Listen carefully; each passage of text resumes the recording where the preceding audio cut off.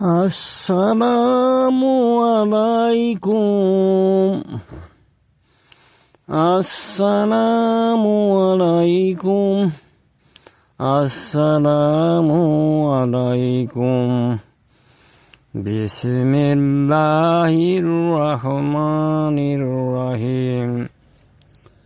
হে সবচেয়ে বড় নূরময়, চিরসুন্দরতম, সকলেরই সর্বশ্রেষ্ঠতম মালিক, সর্বশ্রেষ্ঠতম দয়ালু, মহান পবিত্র আল্লাহ, তোমাকে স্মরণ করিয়া শুরু করিতেছি।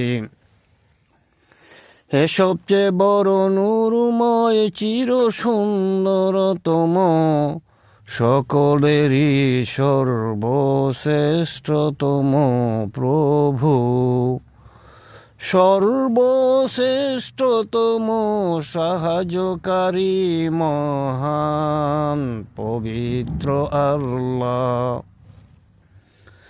আমার আত্মার ভিতরের শয়তান যাতে আমাকে কোনো ক্ষতি করতে না পারে, মানুষ রূপী নরনারী শয়তানরা যাতে আমাকে কোনো ক্ষতি করতে না পারে, জিন পরি শয়তানরা যাতে আমার কোনো ক্ষতি করতে না পারে, সেই জন্য তোমারই মনোনীত পবিত্র মহাপুরুষগণের মাধ্যমে আমাকে সাহায্য করো দয়া করিয়া।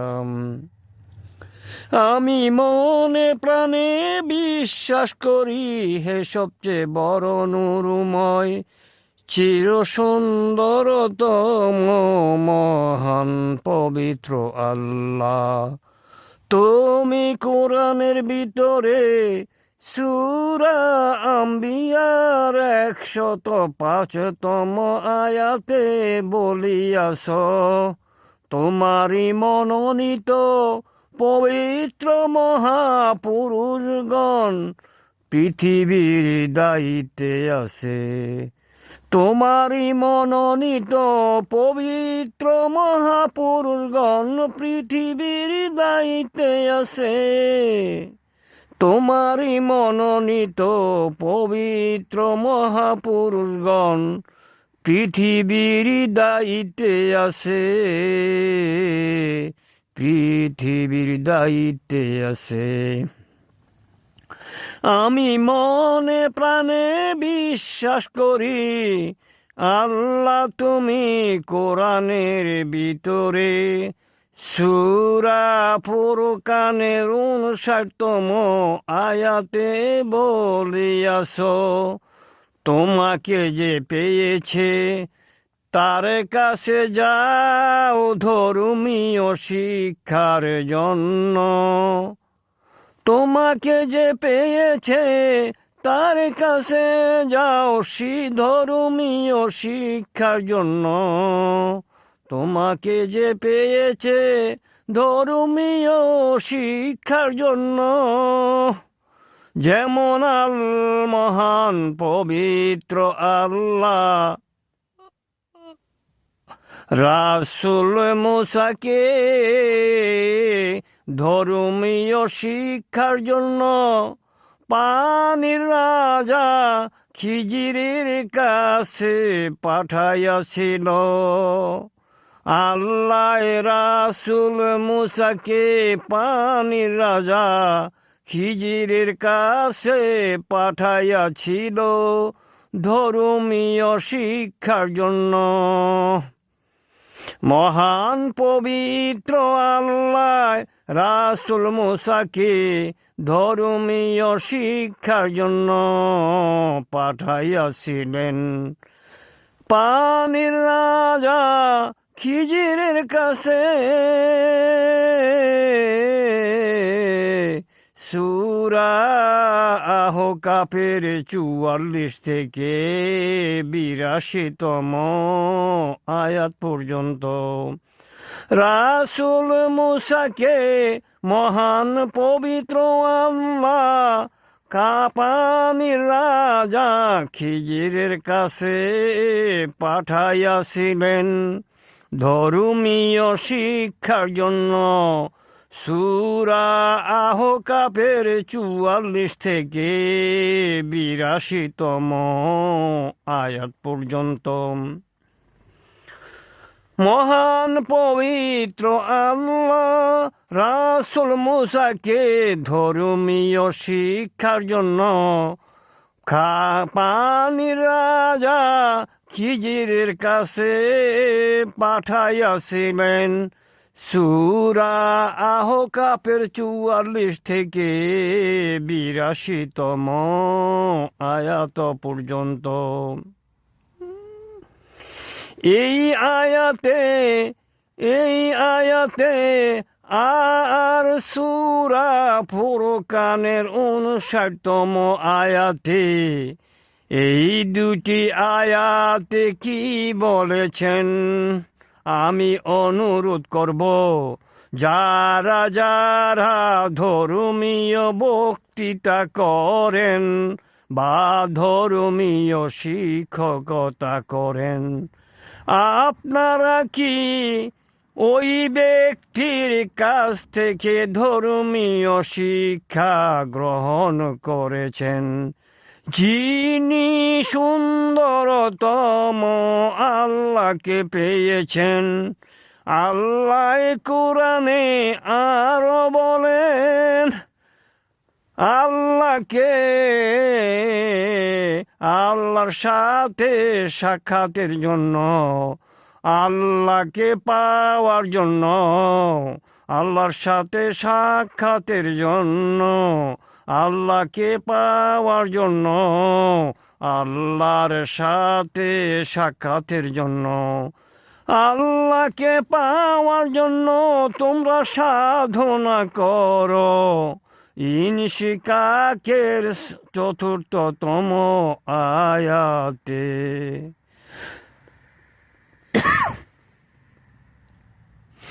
আল্লাহ বলেন, তোমরা আমার সাথে সাক্ষাতের জন্য অথবা আমাকে পাওয়ার জন্য, তোমরা আমার সাথে সাক্ষাতের জন্য, তোমরা আমাকে পাওয়ার জন্য সাধনা করতে থাকো। তোমাদের সাক্ষাৎ হবে আমার সাথে অথবা আমাকে পেয়ে যাবে। আল্লাহ সূরা ইনশিকাকে বলেন, তোমরা সাধনা করো আমাকে পাওয়ার জন্য, তোমরা সাধনা করো আমার সাথে সাক্ষাতের জন্য, অবশ্যই পেয়ে যাবে।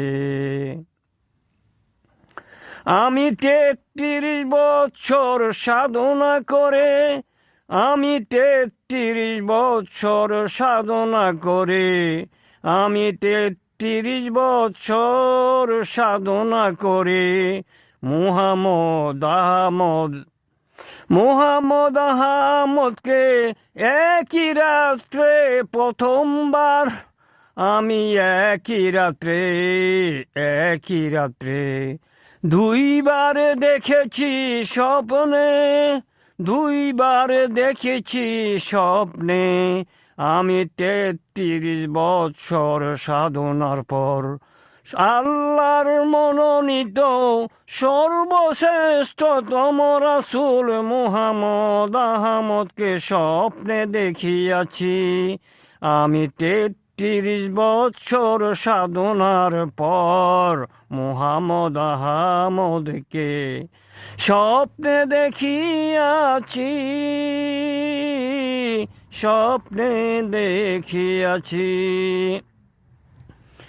আমার দাদি বলতেন, 12 বছর সাধনা করবি, যদি না পাও আরো 12 বছর সাধনা করবি, তাও যদি না পাও আরো 12 বছর সাধনা করিবি, অবশ্যই পেয়ে যাবি, অবশ্যই পেয়ে যাবি। আমি অনেক চেষ্টা করেছি, আমি 33 বছর সাধনার পর আল্লাহর মনোনীত সর্বশ্রেষ্ঠতম রাসূল মুহাম্মদ আহমদকে স্বপ্নে দেখিয়াছি, স্বপ্নে দেখিয়াছি। আমি আরো অনেক স্বপ্ন দেখিয়াছি, আমি অনেক স্বপ্ন দেখিয়াছি, আমি অনেক স্বপ্ন দেখিয়াছি। আমি মনে প্রাণে বিশ্বাস করি আল্লাহর আমি মনে প্রাণে বিশ্বাস করি আর প্রচার করি আল্লাহর সর্বশ্রেষ্ঠতম চিরবন্ধু, আল্লাহর মনোনীত সর্বশ্রেষ্ঠতম রাসূল আর শেষ নবী মুহাম্মদ আহমদ। আমি মনে প্রাণে বিশ্বাস করি মহান পবিত্র আল্লাহর সর্বশ্রেষ্ঠতম চিরবন্ধু, মহান পবিত্র আল্লাহর মনোনীত সর্বশ্রেষ্ঠতম রাসূল আর শেষ নবী মুহাম্মদ আহমদ। আমি মনে প্রাণে বিশ্বাস করি আর প্রচার করি হাসরে, আমি মনে প্রাণে বিশ্বাস করি আর প্রচার করি মহান পবিত্র আল্লাহর সর্বশ্রেষ্ঠতম চিরবন্ধু, আল্লাহর মনোনীত সর্বশ্রেষ্ঠতম রাসূল আর শেষ নবী মুহাম্মদ আহমদ। মুহাম্মদ আহমদকে সৃষ্টি না করিলে মহান পবিত্র আল্লাহ তুমি কোনো কিছুই সৃষ্টি করিতা না। আল্লাহ তুমি হলো সর্বশ্রেষ্ঠতম বিচারক, আমি মনে প্রাণে বিশ্বাস করি আর প্রচার করি আল্লাহ তুমি হলো সর্বশ্রেষ্ঠতম বিচারক, আর মুহাম্মদ আহমদ হলেন আল্লাহর মনোনীত ক্ষমার দায়িত্বে, আল্লাহর মনোনীত ক্ষমার দায়িত্বে। আল্লাহ হলেন সর্বশ্রেষ্ঠতম বিচারক, আর মুহাম্মদ আহমদ হলেন ক্ষমার দায়িত্বে।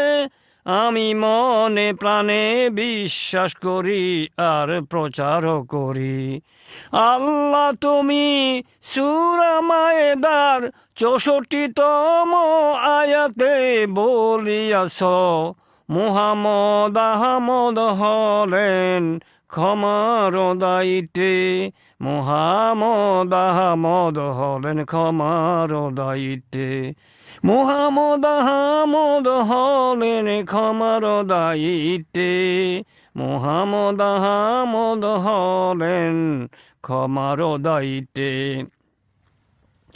যারা যারা যারা যারা রাসূল মুহাম্মদ আহমদকে শুধু নবী বা বিশ্ব নবী বলে, যারা যারা শুধু বলে নবী বা বিশ্ব নবী, তারা আল্লাহকে অপমান করলো আর মুহাম্মদ আহমদের সাথে বিশ্বাসঘাতকতা করিল।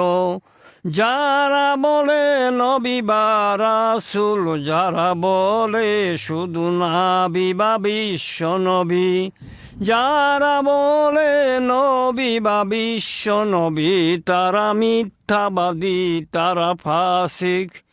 যারা বলে নবী বা বিশ্ব নবী, তারা মিথ্যাবাদী, তারা ফাসিক। তারা আল্লাহকে অপমান করলো আর মুহাম্মদ আহমদের সাথে বিশ্বাসঘাতকতা করিল, বিশ্বাসঘাতকতা করিল। অথবা তারা মির্জাফর।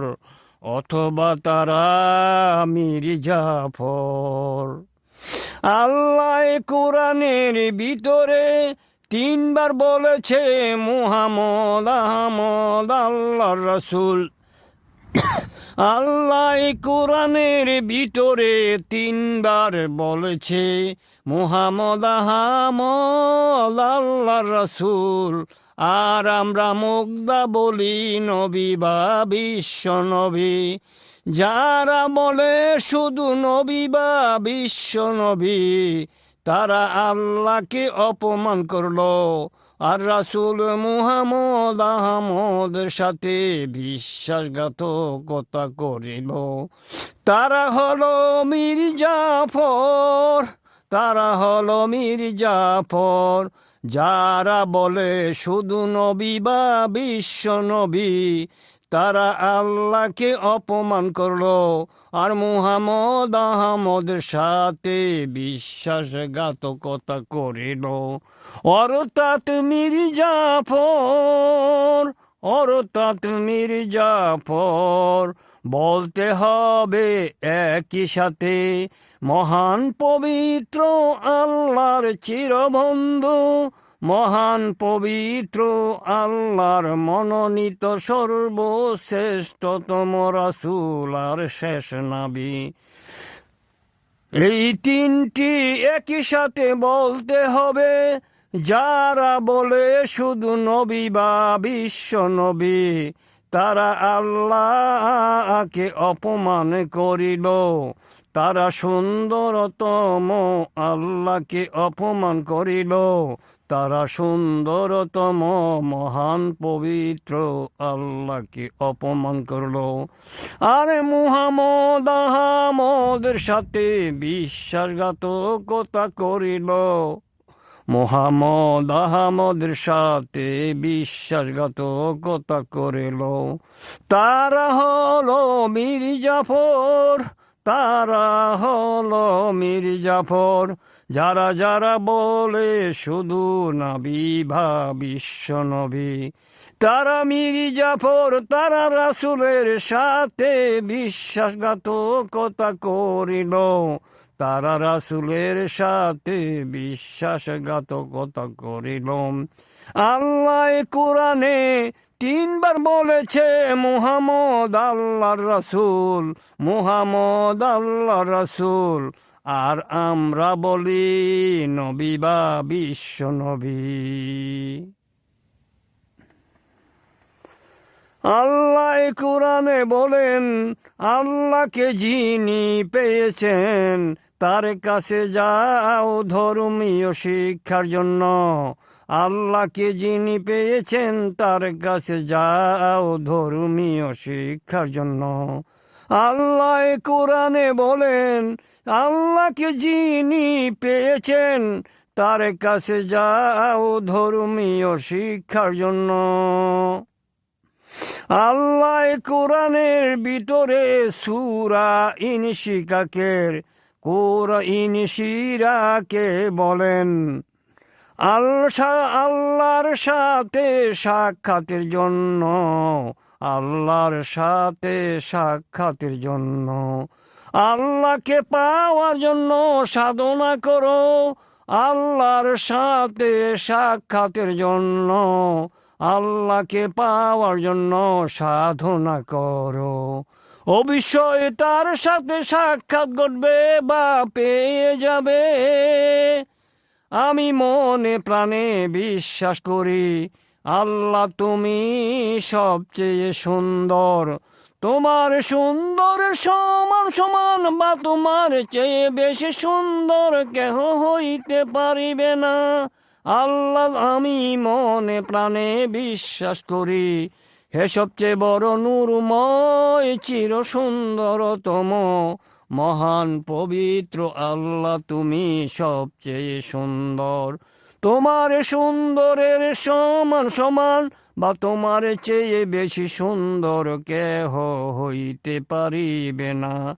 আমি মনে প্রাণে বিশ্বাস করি, হে সবচেয়ে বড় নূরময় চির সুন্দরতম মহান প্রভু আল্লাহ তুমি সবচেয়ে সুন্দর, তোমার সুন্দরের সমান সমান বা তোমার চেয়ে বেশি সুন্দর কেহ হইতে পারিবে না। সূরা বাকারার 178তম আয়াত সংখ্যায়, সূরা বাকারার 178তম আয়াত সংখ্যায় আল্লাহ তুমি বলেছ, তোমাকে যে পেয়েছে তার কাছে যাও ধর্মীয় শিক্ষার জন্য। আল্লাহ তুমি আরো বলেছ, তোমাকে পাওয়ার জন্য বা তোমাকে তোমার সাথে সাক্ষাতের জন্য সাধনা করো।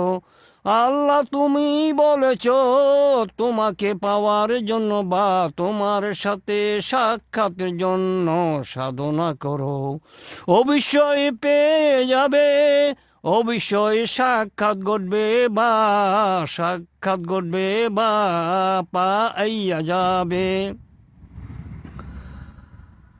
আমি অনুরোধ করছি, যারা যারা ধর্মীয় বক্তৃতা করেন, আপনারা কি ওই ব্যক্তির কাছে গিয়া ধর্মীয় শিখেছেন কিনা, যিনি আল্লাহকে পেয়েছেন, যিনি আল্লাহকে পেয়েছেন, যিনি আল্লাহকে পেয়েছেন। আল্লাহ কোরআনে অনুমতি ব্যাপারে অনেক আয়াত আছে, অনুমতি ছাড়া কিছুই হবে না। আপনারা ধর্মীয় বক্তৃতা করেন, আপনারা কি অনুমতি পেয়েছেন? আমি আমার ওস্তাদের কাছে শুনেছি, উনি বলেছিলেন, ধর্মীয় প্রতিষ্ঠাতার অনুমতি ছাড়া ধর্মীয়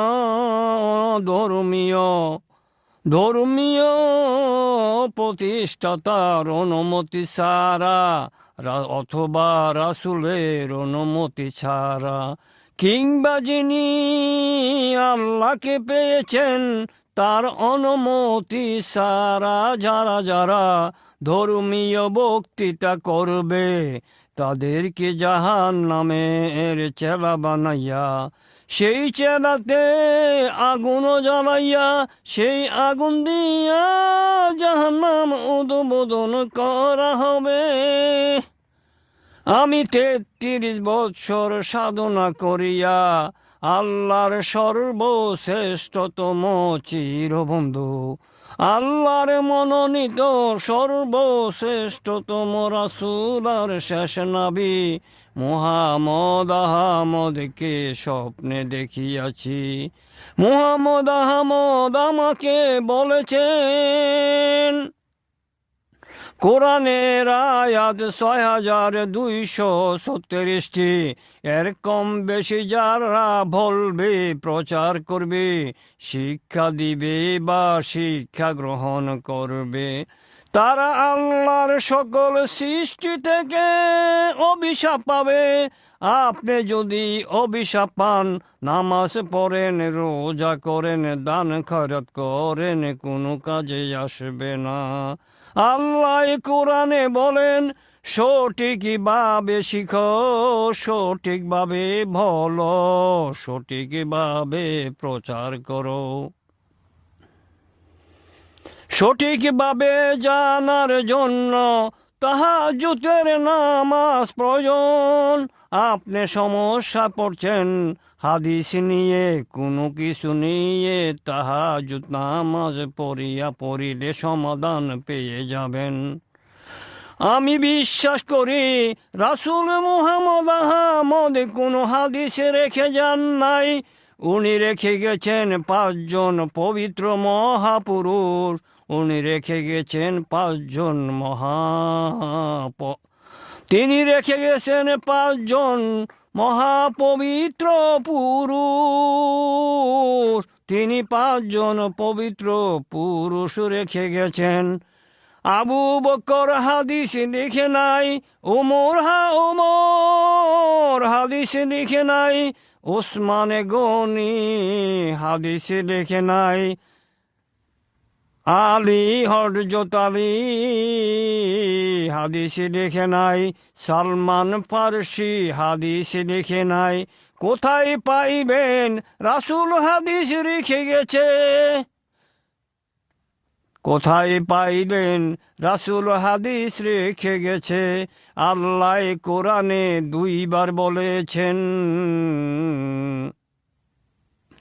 আল্লাহ কোরআনে 2 বার বলেছেন, ফাবি আইয়ি হাদিসুম বাদাহু ইউমিনুন। হে রাসূল, মানুষদেরকে তুমি বলো, তারা কি কোরআন ছাড়িয়া হাদিস বিশ্বাস করবে বা হাদিস পালন করিবে? তারা কি কোরআন ছাড়িয়া হাদিস বিশ্বাস করবে বা হাদিস পালন করবে? এই আয়াত দুটিতে কি বোঝা যায়? রাসূল হাদিস রেখে গেছেন। আপনারা আপনাদের কাছে যারা ধর্মীয় বক্তৃতা করেন, আপনাদের কাছে আমি অনুরোধ করছি, রাসূল মুহাম্মদ আহমদকে স্বপ্নে দেখিয়া তার কাছ থেকে সমাধান নেন। রাসূল মুহাম্মদ আহমদকে স্বপ্নে দেখিয়া তার কাছ থেকে জেনে নিন। রাসূল মুহাম্মদ আহমদকে স্বপ্নে দেখিয়া তার কাছ থেকে জেনে নিন। ধর্মীয় বক্তৃতা করে জাহান্নামের চেলা হইয়া, সেই চেলাতে জ্বলন্ত আগুন হইয়া, সেই আগুন দিয়া আপনাকে জাহান্নামে উদ্বোধন করা, সেই আগুন দিয়া আপনার সেই আগুন দিয়া জাহান্নাম উদ্বোধন করা হবে। আমি অনুরোধ করছি, ধর্মের প্রতিষ্ঠাতার অনুমতি ছাড়া, রাসূলের অনুমতি ছাড়া, অথবা যিনি আল্লাহকে পেয়েছেন তার অনুমতি ছাড়া ধর্মীয় বক্তৃতা করে জাহান্নামের জ্বালানি হইয়া, সেই জ্বালানি দিয়া জাহান্নামের উদ্বোধন করা হবে, সেইটি হবেন না। আমি অনুরোধ করছি, যারা যারা ধর্মীয় বক্তৃতা করেন রাসূলের অনুমতি না নিয়া, অথবা ধর্মের প্রতিষ্ঠাতার অনুমতি না নিয়া, অথবা যিনি আল্লাহকে পেয়েছেন তার অনুমতি ছাড়া ধর্মীয় বক্তৃতা করিয়া জাহান্নামের আগুন হইয়া, সেই আগুন দিয়া জাহান্নাম উদ্বোধন করা হবে।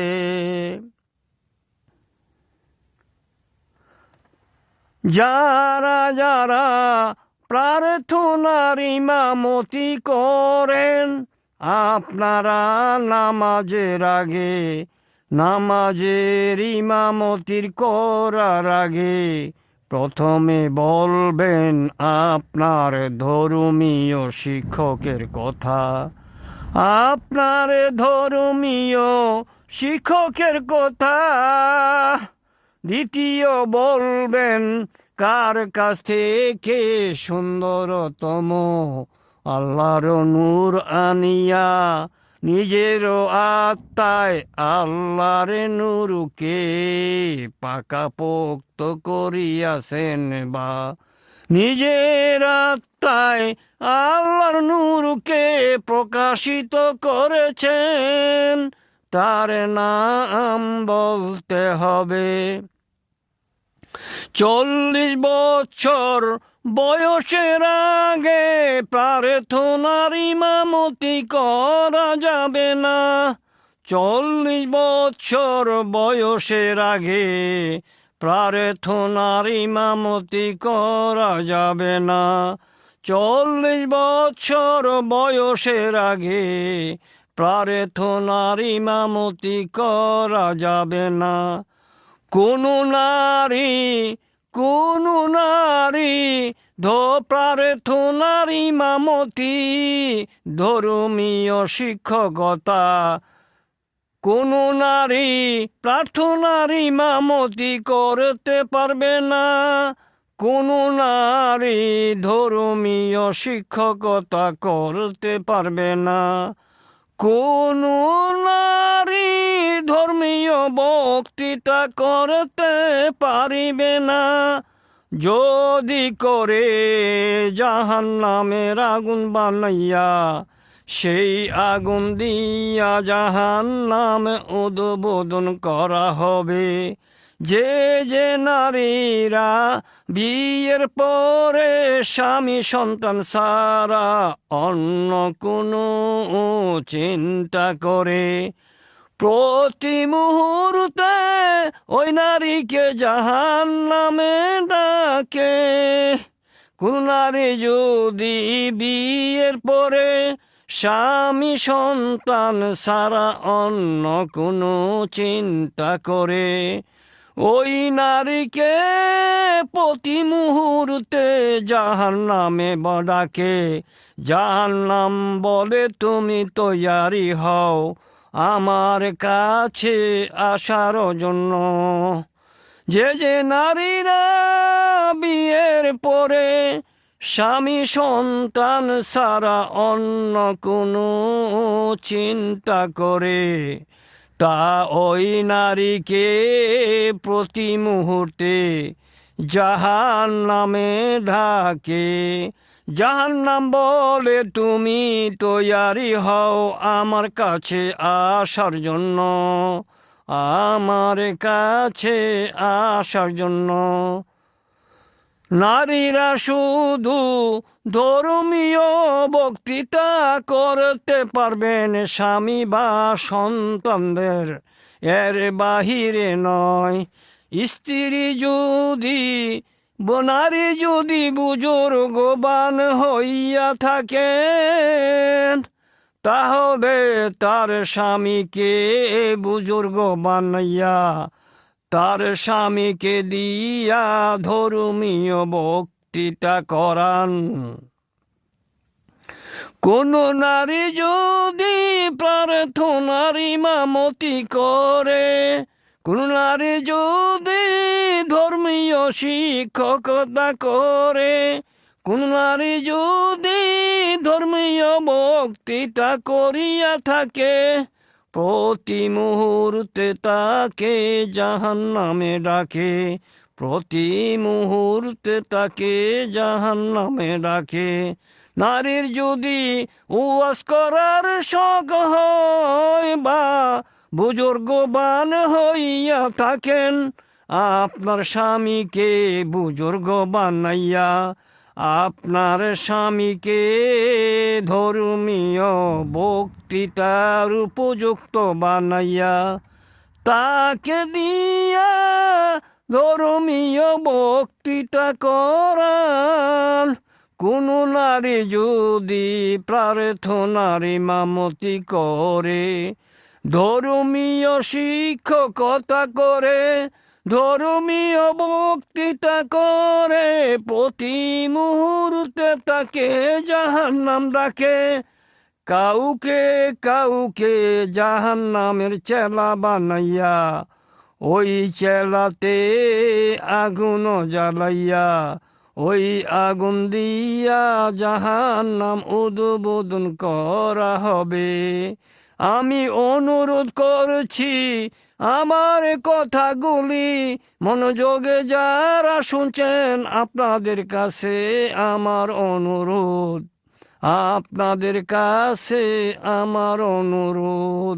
রাসূলের অনুমতি ছাড়া ধর্মীয় প্রতিষ্ঠাতার অনুমতি ছাড়া যিনি আল্লাহকে পেয়েছেন তার অনুমতি ছাড়া ধর্মীয় বক্তৃতা করবেন না।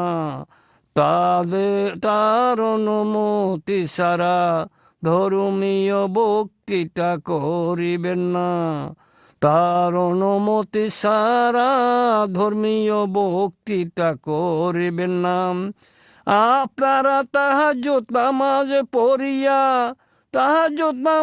পড়িয়া সঠিকভাবে জানিয়া সঠিকভাবে ধর্মীয় বক্তৃতা করেন। আপনি ধর্মীয় বক্তৃতা করেন, অনুমতি তো আগেই নিয়েছেন, কেন বলবেন এটা বলবো কিনা? কেন বলেন এইটা বলবেন কিনা? আবার এটাও বলেন এটা ঠিক কিনা? আপনার তো প্রশ্নের প্রয়োজন নাই। আপনি তো আপনি তো ছাত্র না। আপনি এতটুকু বলতে পারেন। আপনার বলার তো কোনো প্রয়োজন নাই।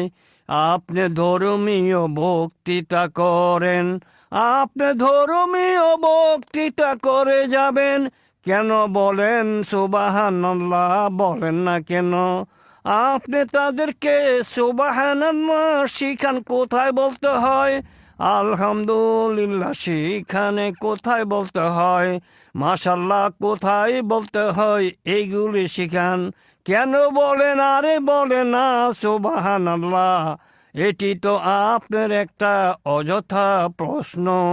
আল্লাহ কোরআনে বলেন অযথা প্রশ্ন করিও না, অযথা প্রশ্ন করিও না। আপনি তো ধর্মীয় বক্তৃতা করতে গেছেন অনুমতি নিয়াই তো। আমরা সাধারণত এই ভুলগুলি করিয়া থাকি। বলে না সুবহানাল্লাহ, বলে না আলহামদুলিল্লাহ, বলে না ইনশাল্লাহ। কেন বলতে হবে? আপনি শিখান। ওয়াজ মানে, ধর্মীয় ওয়াজ মানে কি? শিক্ষা দেওয়া। আপনি শিক্ষা দেওয়ার জন্য যাচ্ছেন, তাহলে আপনি কেন? তারা যদি আপনাকে প্রশ্ন করে সে উত্তরটা আপনি দিতে পারেন যেটা সঠিক। কেন বলেন বলবো কিনা, বলবো কিনা, বলবো কিনা? আর হাইসা দাঁত দেখাইয়া ওয়াজ করা কি ভালো? আপনি কি রাসূলের অনুমতি পাইছেন ওয়াজ করার? যদি রাসূলের অনুমতি না পাইয়া ধর্মীয় বক্তৃতা করিয়া থাকেন, অথবা যিনি আল্লাহকে পেয়েছেন তার অনুমতি ছাড়া ধর্মীয় বক্তৃতা করেন, আপনার সেই বক্তৃতায় আপনি জাহান্নামের সেবা আগুন তৈবেন ওই, আর যারা শুনবে এরা জাহান্নামে যাবে। যত ভালো কাজই করুক, সঠিক প্রচার করেন। মোহাম্মদ আহমদ কোনো হাদিস রেখে যান নাই। উনি রেখে গেছেন 5 জন পবিত্র মহাপুরুষ। হাফেজ সুন্দরতম আল্লাহ, হাফেজ সুন্দরতম আল্লাহ, হাফেজ সুন্দরতম আল্লাহ।